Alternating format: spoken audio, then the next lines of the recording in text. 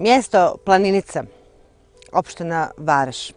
1100 metara nadmorske visine, čist vazduh, netaknuta priroda.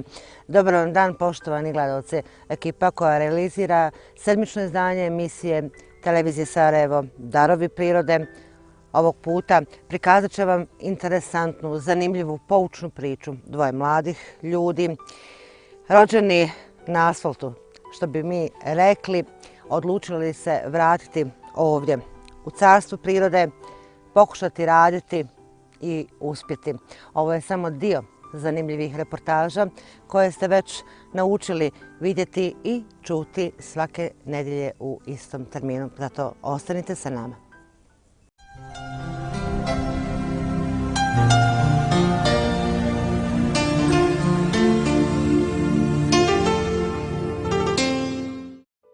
Za većinu mladih ljudi danas je teško naći adekvatno zaposlenje i bez stresa. Pojedinci se hrabro odluče za bolju budućnost, prekvalificirati i uopće promijeniti način dosadašnjeg života. Takav korak uradio je mladi bračni par Janović iz Vareša. Zvanje automehaničara i studenta germanistike zamijenili su zdravim načinom života u prirodi i radom u njoj. Ovako im počinje jutro. Mirnesa Janović, bivši je logoraš, u braku s Dženanom je već 4 godine. Oboje su tokom agresije na Bosnu i Hercegovinu izgubili očeve. Iako su rođeni u gradu, stalni posao nisu mogli naći. Prošle godine odlučili su kupiti malo zemlje na 1100 metara nadmorske visine podno planine Zvijezda. Uz psa, kozu i kravu sve je i počelo. Na ideju smo došli sasvim spontano, znači i suprug i ja smo bili zaposleni. Pošto nam je bilo jako stresno i tražili smo stresan posao, ja sam vozarila. U principu nisam radila posao koji volim, ali radit se mora. Mirnes također. Onda smo dobili ponudu da držimo planinarski dom na Perunu koji se nalazi na 1480 metara nadmorske visine, znači nekih 500 metara nadmorske visine odavde. Uzeli smo preko vikenda da se malo rehabilitujemo i tako to. I gore smo stekli prve kontakte sa životinjama. Svidio nam se način taj života, mir, tišina, ljepota, priroda. Onda smo odlučili da sve napustimo. Kupili smo kozu. Prvo smo kupili psa, pa smo kupili kozu, pa smo kupili kravu. Naučila sam se must, onda nam je bilo drago što imamo svoje mlijeko, pa smo kupili koke, pa imamo svoje jaja, pa smo nešto baštice. Mama mi je pomogla savjetima kako, šta, pošto nismo ni ja ni Mirnes nikad imali dodira s tim. Pa smo imali mlijeko svoje i pa sam počela da sama onako nešto pravim, ono. Pa i tetka mi je malo nekim svojim savjetima pomogla. Tako da smo jednostavno osjetili čar tog života. Jednostavno našli smo se nekako u tome. Sva ona gradska buka, stres svakodnevni koji smo imali i to. Odlučili smo da kupimo svoje zemlju i da počnemo za sebe, da gradimo, da imamo nešto svoje. Onda smo kupili ovce, neki 10 ovaca i počeli smo čuvat, pazit, njegovat.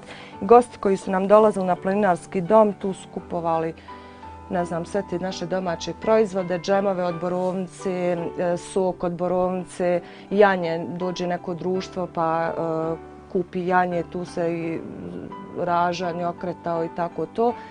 I onda smo dobili ponudu od ovog komšije da kupimo sebi zemlju. Kupili smo prošle godine i naši jedni prijatelji iz Italije, kad su nam dolazili, pričali su nam o njihovim jednim prijateljima u Italiji da isti način života žive kao i mi, da se bavi proizvodnjom sira, ali i s kozama. I onda sam ja dobila ponudu da ja odem u Italiju, da imam jedan kurs, tako reći, od samog početnog koraka pa do završne faze sirenja. Ja sam otišla i to će biti certifikovana obuka. Ja sam trebala sad u maju da idem, međutim zbog ovih obaveza, pošto sad i mi se bavimo proizvodnjom sira, nisam u mogućnosti jer nema tu ko za mene da radi. Tako smo se dogovorili u novembru, znači kad prestane muža, kad ne bude bilo više sira, onda ću u novembru na drugi dio obuke, tako da ću nakon 2 godine obuke u Italiji dobiti certifikat za, hajmo reći, ne mogu reći profesionalno, ali ipak nešto znači taj certifikat kao hajmo reći, za proizvodnju sira. Zaista se mora imati ljubav i volja za ovaj posao kojim se mi bavimo. Ja sam preuzela ulogu tu da znači, posvetim se kompletna proizvodnji sira, dok je Mirnes zadužen za neke druge radnje. Briga stoke i tako to. Znači, poslije muže, znači tu mora biti striktna higijena. Dolazi, znači, mlijeko mora dostići određenu temperaturu uvijanja bakterija, eventualnih bakterija ako se nađe u posudi u kojoj se muze ili recimo u zraku ili na vimenu može se desiti neka bakterija da ostane u kozi. Tako da preventive radi, znači mlijeko dostiže određenu temperaturu za ubijanje svih bakterija, znači bukvalno svih, to je na 63 do 65 stepeni. Mlijeko se stavlja onda u određenu prostoriju da se ohladi i nakon pada temperature, znači ubacuju se pozitivne bakterije, znači koje će mlijeko dovesti do faze sirenja. I onda poslije dolazi proces sirenja. Znači ima... sad to sve zavisi od koje vrste, recimo ja pravim 9 vrsta sira. Tako da, ja sam ga nazvala planički bijelac iz tog razloga što je ovo područje, zove se Planica. Svaki na početku, kad se tek usireno mlijeko stavi u kalup, s jedne strane, znači kad stoji, svakih pola sata, 15-20 do pola sata okretat, da se ravnomjerno ocijedi jedna i druga strana. Poslije toga ide svakih možda sat vremena, pa ne znam, poslije svakih 3 sata i tako proces traje nekih 10 sati. Dok on ne dostigne određenu čvrstoću, znači sve zavisi kvalitet tog sira i čvrstoća sira od samog okretanja sira. Znači mora biti određena temperatura, ne smije temperatura prostorije varirati. Znači temperatura prostorije mora biti od 17 do 19 stepeni. Ovaj sir je gotov. On ide ovako na tržište. Znači, dobro, meni sad ovo malo je grbav, ali to je moja greška, a on inače treba da bude ovako. To izgleda. Plasmana se ne boje. Kažu, svako ima svoju nafaku, samo je treba pronaći. Ja sam imala problema na početku, jer nekako smo bahnuli u, da kažem, taj posao. Kome god sam na početku ponudila kozji sir, svi su se grozili, ljudi su imali averziju. Kod naših ljudi nemaju tu naviku da konzumiraju kozje proizvode. Međutim, zahvaljujući mojim poznanicima, prijateljima u Sarajevu, koji su od samog početka stvarno prihvatili i počeli podržavati u ovome svemu što mi radimo. Bilo im je malo čudno na početku kad smo mi odlučili ovaj način života, ali poznavajući mene, nije to nešto toliko bilo aman zaman što se kaže, ali uz njihovu podršku i koji su se grozili na samom pomizavu kozijeg sira, oni su počeli kupovati, da probaju i da nas podrže, u jednu ruku da nas podrže. Onda se tu stvorila jedna mreža, znate. Probali su, da, oni naručuju, počeli su ljudi da dolaze direktno znači, kod nas, što je to jedan veliki plus i što je znači, za nas pohvalno zato što su ljudi prepoznali kvalitet sira. Jer ipak ovdje je nadmorska visina koja je idealna, znači bez ikakvog zagađenja, nema fabrika, velika nadmorska visina što je idealno za kozu. I kažem, znači najveći udio, naravno moja mama koja mi je mnogo, koja nam je pomogla u svemu, mada je ona bila skeptična na početku u svemu tome, nije baš bila zato da se mi sa ovim bavimo, ali pomirila se vremenom s tim, čak i ona uživa sada da mi i pomogne i da mi da neke savjete. Mines je zadužen za brigu o stadu, uzgajaju i pse tornjake. Motiv također koji nam je bio važan na neki način je i to da proizvodimo zdravu hranu, da živimo na jedan zdravi način, da imamo manje stresa u našim životima. Ja i žena smo, ono što se kaže, djeca s asfalta. Odlučili smo da napravimo taj jedan veliki korak, jednu veliku promjenu u svom životu i da bi na taj način i živjeli i radili ono što od svog truda i rada i ono što volimo na kraju krajeva. Sve to ja, vjerovatno moja supruga malo govorila o tome, znači to se desilo spontano na neki način, da smo odlučili da uzmemo planinarski dom u zakup. Tu smo imali prve kontakte sa životinjama. I meni i njoj nismo do tada znali šta je krava, šta je ovca, šta je koza. Onda smo počeli da kupujemo te neke životinje. Imali smo kravu, imali smo ovce, imali smo i konja. Gore na domu smo bili otprilike 2 godine i vidjeli smo da je to jedan lijep i fin način života. Usputni jedan posao. Prva životinja koju smo nabavili u stvari bila je naša kuja Beti. Znači, to je bila prva životinja, ona je jako razmažena i od nje smo počeli. Kasnije smo nabavili isto jednog tornjaka psa od profesionalnog uzgajivača iz Travnika, jer imali smo potrebu da imamo te životinje radi bezbjednosti i objekta koji imamo i samih životinja kada su na paši. I onda su nam se spontano desilo da nam se ta naša kuja okoti.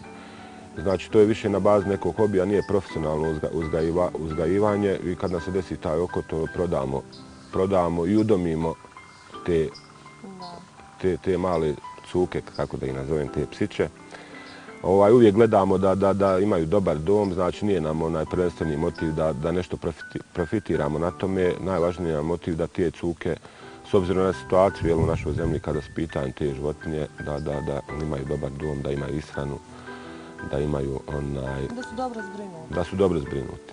I preporučio bi svim mladim ljudima da žive na zdrav način, da proizvode zdravu hranu, da ostanu i da se zadrže u ovoj zemlji ako već nemamo te neke fabrike, ako već nemamo neku mogućnost za nekim poslom u gradu, zašto ne otići u ovako lijepu prirodu, imati svoje imanje, proizvoditi kozije mlijeko, kravlje mlijeko, ovčje sireve, meso, povrće, voće. Do jeseni ovaj mladi par osposobit će i malu siranu. U Evropi kozji sir zauzima prestižno mjesto u lancu zdrave ishrane. Edukacijom u Italiji Dženana je usavršila njegovu proizvodnju. Kaže, mi imamo neprocjenjiva prirodna blaga, pa zašto ne bi bili bolji od bilo koje zemlje iz regije.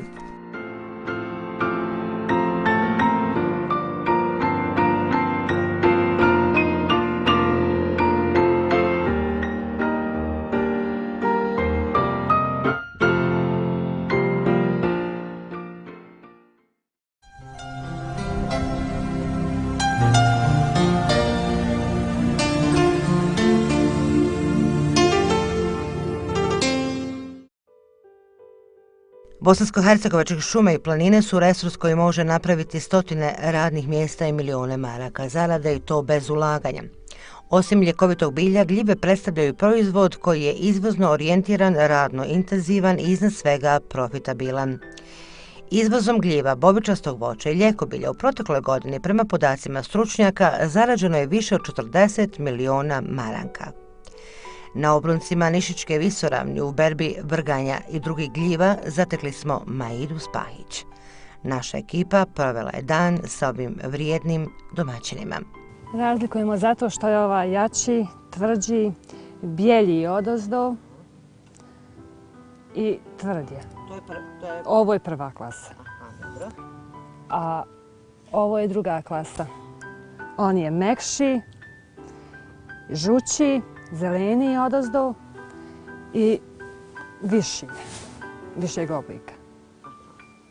Puno mi znači gljiva. Mi godišnje se za zime pripremimo. Zimnicu cijelu i čitavo ljeto se prehranjivamo od gljiva. Najviše otkup ide, dolaze nam, otkupljuju pred kućom i ide vani, stranci odvlači. S njom smo zatekli i komšije, te supruga Admira. Demobiliziran je borac i zahvaljujući otkupu jestivih gljiva hrani četvoročlanu porodicu. Pošto ima dvije vrste jestivije, oni su proljetni i jesenski. To znači u dva perioda rastu. Kako razlikovati? Pa ovo je proljetni, a ovo je jesenski vrlo. Uzmite nam tu proljetnu pa nam pokažite.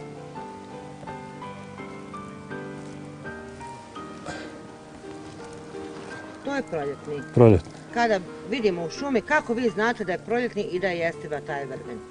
Pogledajte ovdje što ga je jela vjeverica. Znači koju god gljivu jede životinja, ona je jestiva. Koja nije jestiva, nju ništa nije ni jela. Ima li drugi način kako možemo prepoznati taj vrben? Ima. Koji? Ona...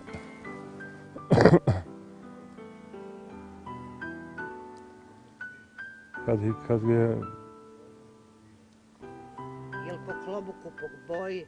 Po boji, najviše po boji. I ima odozdo, ovo je, ima žutu preslaku. Po tom stubiću? Jeste ovaj dio glave. A već otrovni ima plavu boju. I kad ga ovdje malo načinješ, automatski plavi. To je otrov. I na njemu nećeš naći da ga je jelo nešto. Evo i na ovom primjera kinje ga je jelo. Znači, toliko je jesti.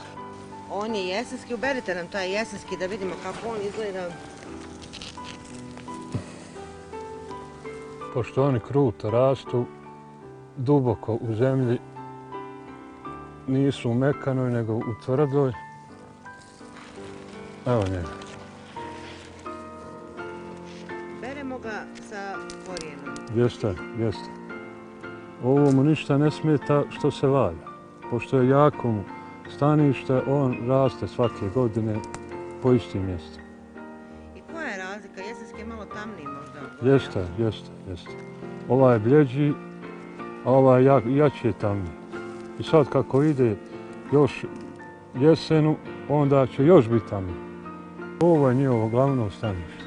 Crnogorična šuma je njihovo srce rasta. Već pa javlja se i lišćarke dosta, ali je pretežan vrh. Šta se koristi od njega i kako ga koristite? Pa koristi se normalno, kao smjes. Za sve je znači spreman. Mi ga koristimo i u izhranu, i u prodaju, svakako. Gulite? Jeste, očistimo, pa onda se to fino opere, onda se reže. Tu domaćice znaju kako se priprema. Ovo je lišćarka, takozvana kraljica. Što kraljica? Pa zato što je lijepa, što ima svoje izrazite ove bore, evo vidite. Ćemo li izvati? Naravno. I ona duboko ide, zato je kraljica.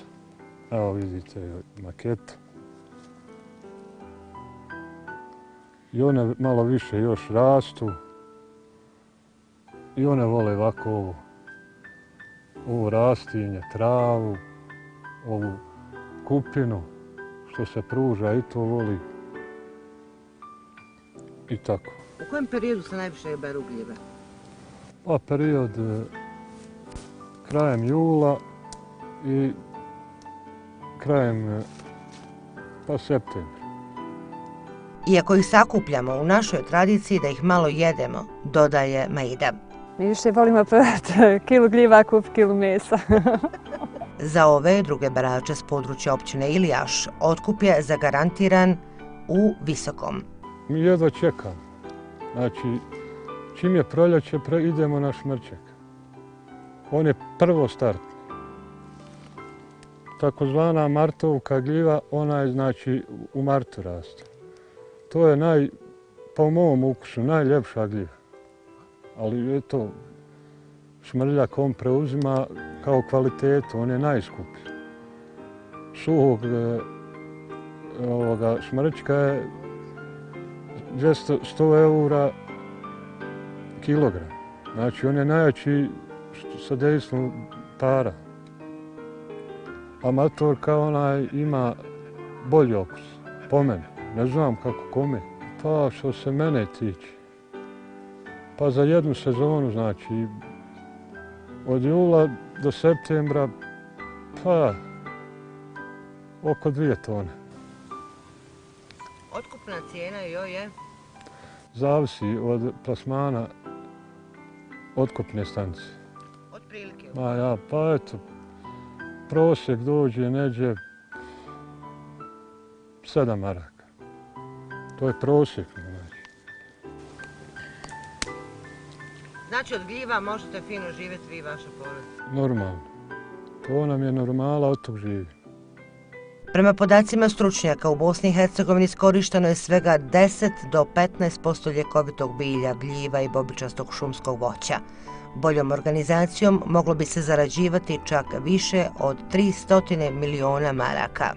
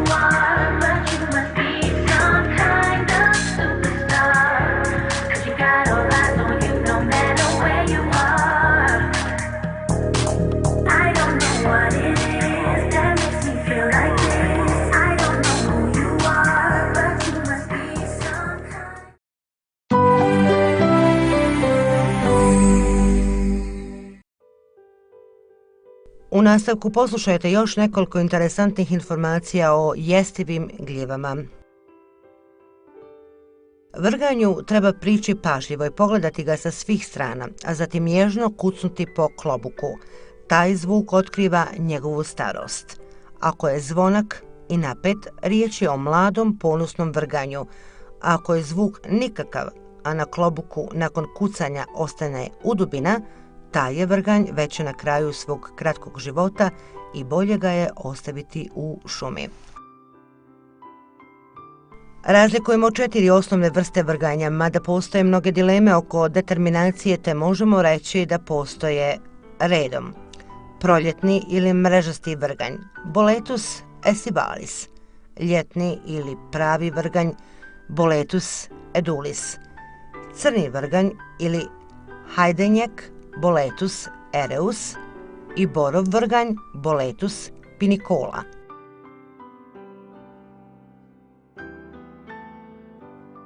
Boletus aestivalis, proljetni vrganj. Osnovna karakteristika proljetnog vrgnja je ta što mu je klobuk raspucan, poput mrežice, naročito po suhom vremenu. Ova vrsta gljive je najukusnija. Boletus edulis, ljetni vrganj. Ovo je najpoznatija vrsta. Ljetni vrganj izaziva najviše nedoumica obzirom da se javlja u mnogo varijeteta, ali su sve izvrsnog okusa, tako da ne postoji opasnost od zamjene s otrovnim gljivama. Jedino moramo paziti da ga ne zamijenimo sa žučarom, koja ima vrlo gorak okus poput žuči. Boletus ereus, hajdenjak. Mnogi ga smatraju najukusnijim vrganjem zbog tvrđe konzistencije. Lako ćemo ga prepoznati po tamnom, gotovo crnom klobuku i zatvorenim cjevčicama bijele ili blijedo žute boje. Stručak je debeo prema dnu i prekriven blijedom mrežicom. Raste najviše krajem jeseni po svijetlim mjestima listopadnih šuma, proplancima, putevima.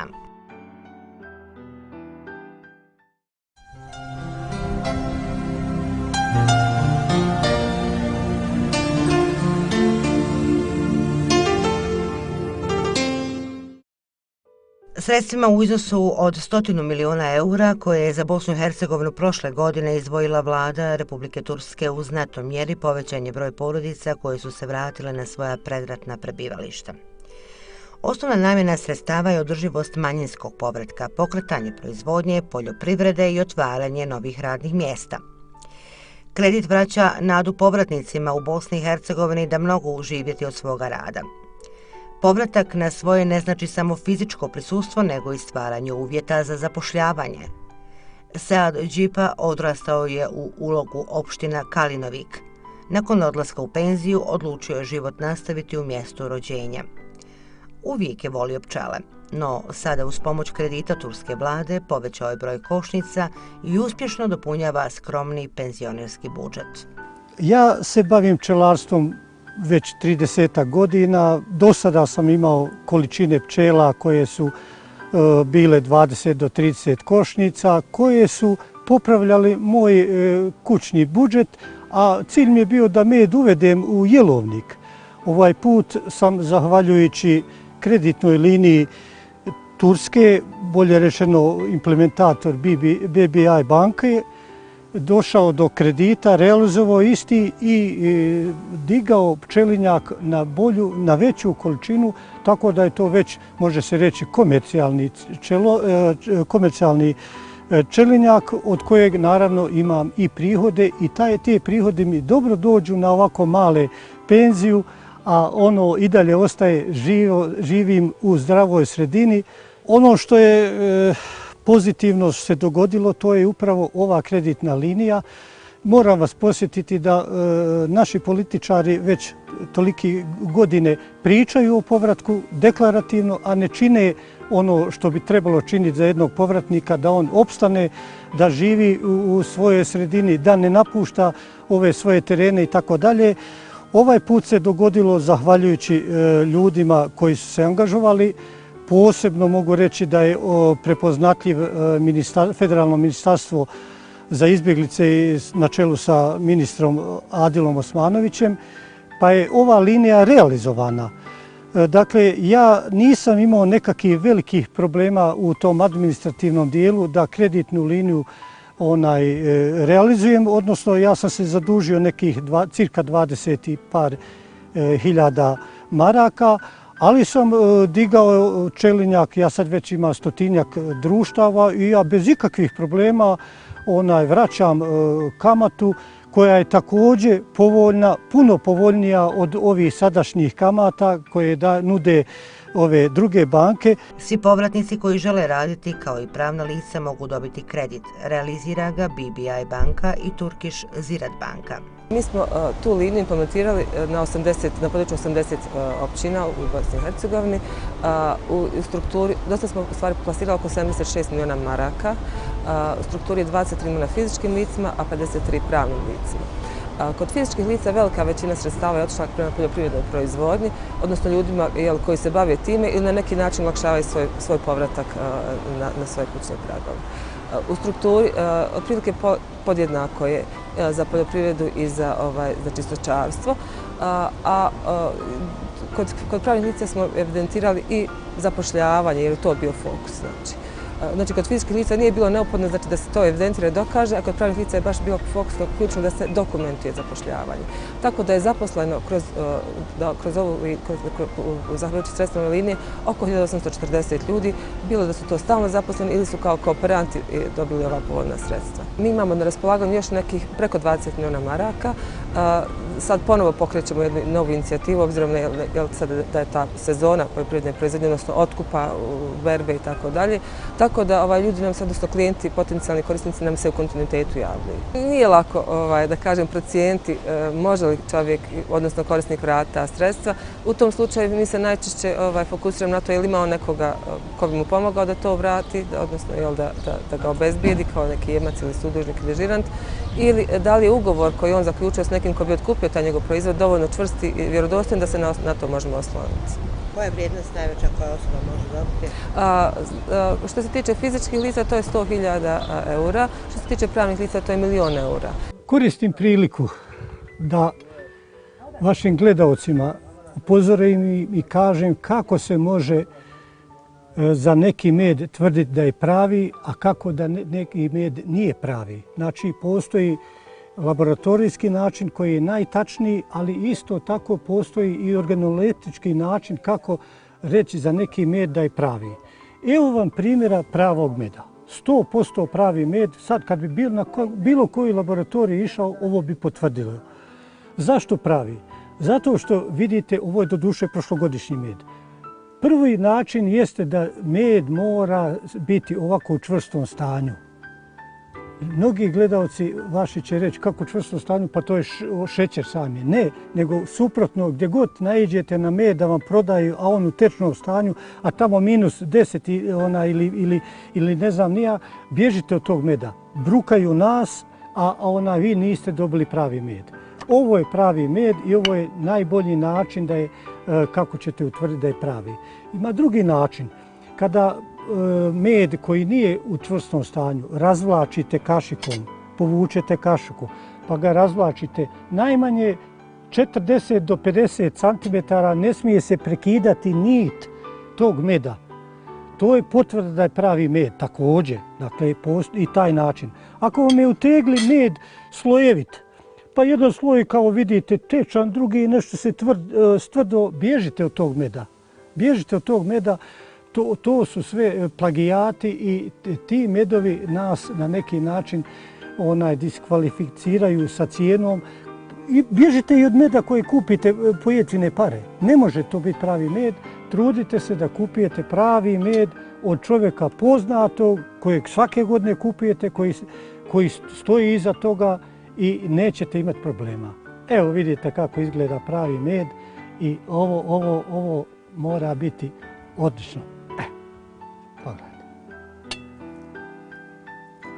Eto, to je. Sead od svake košnice dobije po 20 kg meda. Proizvodnja je u netaknutoj prirodi, tako da se za plasman ne boji. Kaže, sve proda na kućnom pragu. Da bi neko bio pčelar, mora biti edukovan. Pčelar svake godine se usavršavati.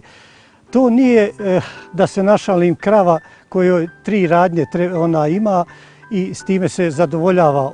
Ovdje radi se o jednoj vrsti životinja koju tretira i sam Kur'an, koja je specifična i koja traži stalno znanje, osposobljavanje, edukovanje Inače ona ne bi mogla opstati jer mora se znati da je planeta zagađena, da na nju to direktno utiče. A hvala Bogu, ovi tereni gdje ste vi sada u mom ulogu, ovi tereni su ostali i dalje izuzetno čisti tereni, čiste vode, čist zrak, čiste šume i moja Neretva, ljepotica, i sami ste se uvjerili, jedna od najljepših rijeka bosansko-hercegovačkih. Ovdje je dominantna livada. Ja sam malo prije napomenuo, kada se osposobim da se malo i pokrenem, tada ću moći i trebao bi tražiti druge paše. Ovaj put moje pčele na 3 lokaliteta su statične i glavna paša je livadska i ona je upravo sad aktuelna, bolje rečeno moglo bi se čak reći da je i pri kraju. Moram napomenuti da naš kalendar pčelarski počinje sa 1. avgustom i mi do 1. avgusta što prikupimo, to je ono što je za ovu godinu. Već 2. avgusta bi trebali razmišljati o narednoj kalendarskoj godini. Kada smo već na tome, mogu da kažem da nismo zadovoljni sa ovom godinom. Ona je bila turbulentna po svim elementima. Sjetite se kiša, sjetite se proljeća kako je bilo, sjetite se poplava, sjetite se, evo i ljeto nemamo praktično dana lijepoga. Ja sam gledajući u moje pčele, mislim da neće biti ni vrcanja ove godine. Poznavajući i ostale dijelove Bosne i Hercegovine, mislim da je ista situacija i na drugim dijelovima jer je izdala i lipa, izdao je i bagrem, a da ne govorim silno stradanje pčelinjih društava u ovim poplavama koje su nas zadesile. U Kalinoviku egzistira udruženje pčelara. Ja sam naravno član tog udruženja. Isto tako moram da kažem u Republici Srpskoj postoji i zakonska regulativa koja reguliše ovu oblast i mogu da kažem da i podsticaji na pčelarstvu postoje. Oni jesu mali, simbolični, ali bolje je išta nego ništa. Mogu da kažem također da ja svoj med prodajem na kućnem pragu. Vi ste vjerovatno vidjeli da ja radim jedan dodatni objekat u kojem će biti pakiranje meda i slične stvari. To ja još nisam uradio, ali ono što mogu da kažem, mogu uvijek stati iza kvaliteta svog meda i uvijek su mi poznati isti kupci unutar porodice ili šireg dijela koji od mene kupuju. Ja ne plasiram med velikim trgovcima jer oni su na neki način omalovažili naše proizvode sa niskom otkupnom cijenom, a također meni je poznato da naš med ima prolaz u svijetu kako na zapadu, tako na Dalekom istoku. Arapi vrlo cijene naš med, međutim kod nas kao i u mnogim drugim oblastima ne postoji dobra spona između proizvođača i onih koji bi plasirali, odnosno kako bi lakše izvozili taj med. I mi sad za sada uglavnom med plasiramo unutar Bosne i Hercegovine, mada naši kapaciteti bi trebali biti puno veći jer mi realno možemo i trebamo proizvoditi znatno više meda nego što ga proizvodimo i potrebe su unutar Bosne i Hercegovine za puno većim količinama tonama meda nego što mi realno proizvodimo. Tako da ova oblast treba da se širi i ja evo opet ponavljam, apelujem na mlađe ljude, besposlene koji hodaju po gradskim ulicama, zagledaju ove izloge, da učine ovo što sam i ja učinio.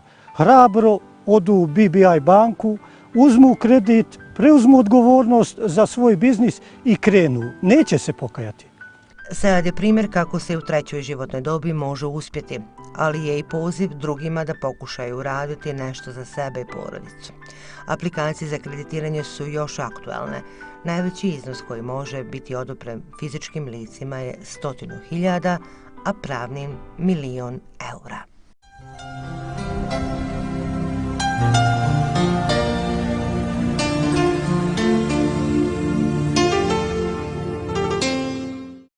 I ovog puta, poštovani gledalci, nadam se da ćete se složiti sa ekipom Darova prirode kada kažemo da su darovi prirode, kao što nosi naziv naša emisija, zaista veliki u Bosni i Hercegovini, podatni i daju velike rezultate koje znamo cijeniti. Zato trebamo što više njegovati našu prirodu, koristiti sve moguće potencijale iz nje. To je i misija ekipe koja realizira ovu emisiju. Što više proizvoditi domaće, ono što je zdravo, koristiti ove lijepe pašnjake ovdje iza mene i što manje uvoziti. Nadam se da smo i ove nedjelje i ovih ljetnih mjeseci dana zadržali vas pored malih ekrana, da ste saznali dosta korisnih informacija. Naravno, budite opet sa nama i naredne nedjelje. Ponovit ćemo za one koji ne znaju. Darovi prirode, 13 sati i 5 minuta svake nedjelje. Hvala na pažnji, doviđenja.